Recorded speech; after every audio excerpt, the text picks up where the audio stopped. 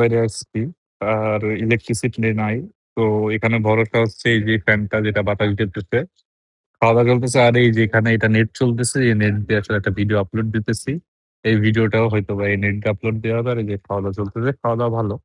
লোহাগাড়া লক্ষ্মী প্লাজাতে। তো এই ফ্যানটা কিন্তু যথেষ্ট ভালো। যথেষ্ট মানে আরামদায়ক বাতাস দিতেছে। এই ফ্যানটার কারণে ঠিকই আছি। মানে আমার অবস্থা যদি আমি যেটা দেখাই এই যে আমার কথা যেহেতু ইলেকট্রিসিটি নাই। তো এইটাই আপাতত ভরসা। জেনারেটরেরও তেল শেষ। তো ঢাকার বাইরে ইলেকট্রিসিটির অবস্থা খুবই বাজে যেটা এসে বুঝলাম। তো দেখা যাক খাবারে নজর দিয়েন না। এটাই নজর দেন। এটা কিন্তু বেশি নাই স্টকে। ৩৬০০ এমএইচ এরটা আছে। ৫০০০ এমএইচ আপাতত স্টক আউট। আর ৫০০০ এমএইচ এর অন্য মডেল আছে যারা নিতে চাচ্ছেন তারা নিয়ে ফেলেন।